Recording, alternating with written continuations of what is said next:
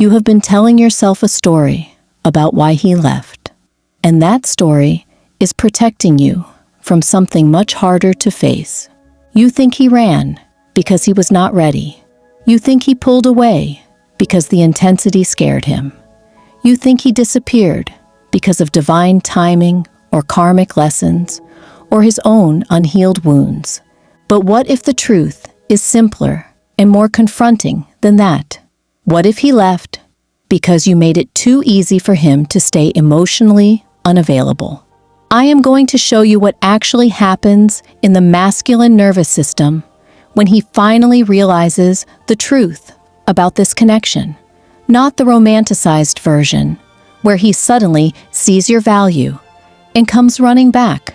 The real version, the one where guilt hits him so hard, it collapses every story he used to protect himself. Because here is what nobody tells you about the divine masculine awakening. The first emotion is not love. It is not longing. It is not regret. It is guilt. Deep, destabilizing, structural guilt. And that guilt does not arrive because you accuse him or punish him or make him feel bad. It arrives because your alignment removes his ability to lie to himself anymore. Let me walk you through exactly what he realizes and why it breaks something inside his self-image that he cannot put back together the same way. For months, maybe years, he has been operating inside a comfortable narrative.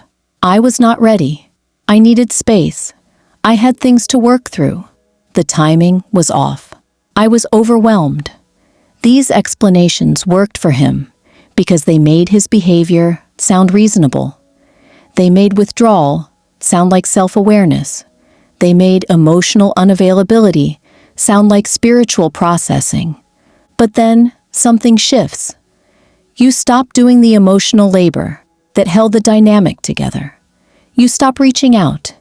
You stop softening his discomfort. You stop translating his confusion. You stop holding space for his uncertainty. You stop buffering the emotional consequences of his absence. And suddenly, the narrative stops working. Because when you were still there, still trying, still emotionally available, he could tell himself that everything was okay, that you understood, that the connection was strong enough to survive his inconsistency, that he was still a good man who just needed time. But when you stop carrying the connection, when you stop absorbing the emotional weight, the truth becomes impossible to ignore. He was not just processing, he was avoiding. He was not protecting the connection. He was protecting himself. And that protection came at your expense. This is the moment guilt enters. Not soft guilt, not passing regret. Structural guilt. The kind that forces him to see himself not as a wounded soul on a spiritual journey, but as a man who benefited from someone else's emotional labor, while offering instability in return. He starts to see the dynamic differently, not through what he felt, but through what you were doing. And what he realizes is confronting. You were not just the emotional one. You were the emotional stabilizer. You were the one who noticed shifts first. You were the one who tried to bring conversations back to clarity. You were the one who stayed present when things got uncomfortable. You were the one who held emotional coherence when he could not. He begins to replay moments differently. How often you were the one reaching for emotional honesty. How often you were the one trying to repair ruptures. How often you were the one staying grounded while he stayed distant. How often you adjusted when he withdrew. And he realizes something that destabilizes him completely. The connection did not stay intact because of destiny or soul contracts or divine timing. It stayed intact because you were compensating. You were smoothing over emotional ruptures. You were absorbing uncertainty. You were carrying discomfort for two people. That is emotional labor, and he only recognizes it now that it has stopped. This is why guilt feels so overwhelming to him, because it is not just about losing you. It is about seeing how much you carried while he told himself he was doing his best. It is about realizing that his best was still emotionally insufficient. Not because he is a bad person, but because he was emotionally underdeveloped. He sees that while he was delaying, processing, withdrawing, staying undefined, you were providing emotional continuity. You were providing reassurance. You were providing clarity. You were carrying the weight of uncertainty, so he did not have to. And this realization removes every defense he used to protect himself. He cannot say he was just confused anymore. He cannot say the timing was off. He cannot say he needed space, because what he actually needed was for you to keep doing the emotional work so he could stay comfortable in his avoidance. Now here is what makes this guilt so destabilizing. It collapses his self-image. He believed he was a good man who cared about you. And he did care. But caring is not the same as showing up. Feeling love is not the same as providing emotional reciprocity. And he is forced to hold two truths at the same time that feel impossible to reconcile. I cared about her. I still harmed her emotionally. That contradiction creates internal chaos, because most men are raised to believe harm only exists when there is bad intention. But emotional harm often happens through absence, through silence, through indecision, through emotional unavailability, through making someone else carry the relationship alone. He is realizing that you can hurt someone you love deeply, not through what you do, but through what you fail to hold. And that awareness is one of the most confronting emotional lessons a person can face. This is also why his guilt feels disproportionate, because what he is grieving is not just the connection. He is grieving his emotional identity, the partner he believed himself to be, the man he thought he was in intimacy, the capacity he assumed he had. He thought he was participating emotionally, and in his own way, he was. But participation is not the same as emotional leadership. Showing up sometimes is not the same as being emotionally reliable. Feeling deeply is not the same as communicating clearly. He sees now that emotional safety in the connection was not something that just existed. It was created, maintained, sustained by you, and he was simply inhabiting the environment you built, while telling himself he was doing his part. This is where the guilt becomes productive or destructive, and that depends entirely on whether he moves from guilt into responsibility. Because guilt and responsibility are not the same thing. Guilt is emotional. It focuses on pain. It focuses on loss. It focuses on regret. A man can feel deep guilt and still repeat the same patterns because guilt does not automatically touch behavior. It touches emotion. Responsibility is structural. It does not ask, how could this have ended differently? It asks, what in me created this dynamic? Responsibility forces him to look at how he relates to intimacy itself, how he avoids emotional definition, how he delays difficult conversations, how he uses distance to regulate discomfort, how he withdraws instead of communicating.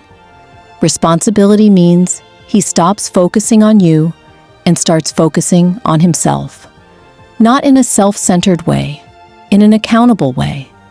He stops externalizing. He stops romanticizing. He stops waiting for you to make it easier for him to come back. He sits with what he created. And this is uncomfortable, because responsibility is inward work.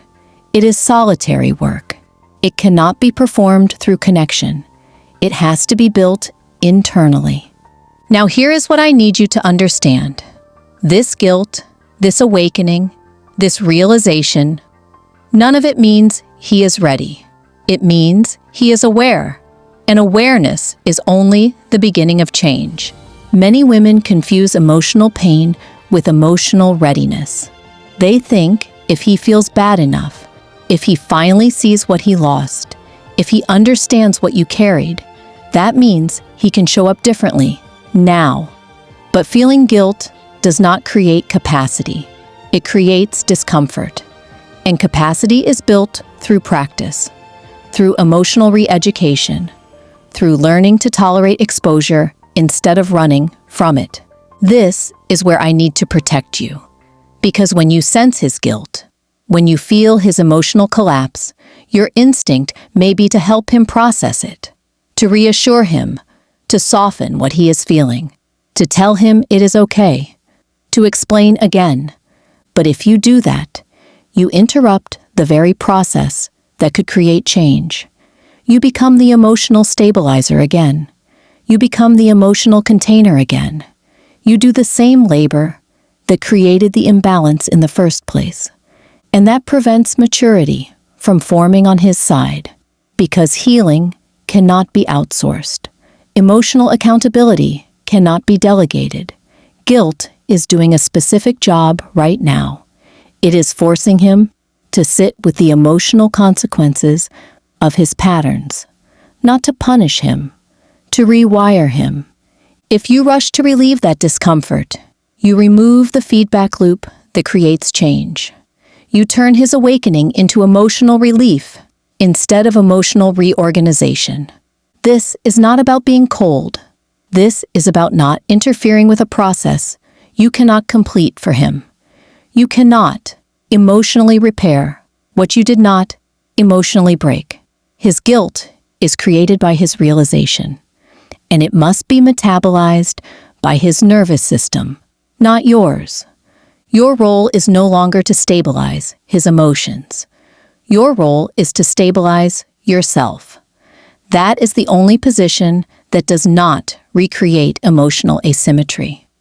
You are not abandoning him by staying in your alignment. You are allowing him to build something he never built before, emotional self-regulation. And that is the only thing that makes any real future possible. So here is your integration task. For the next 30 days, practice something very specific: emotional non-interference.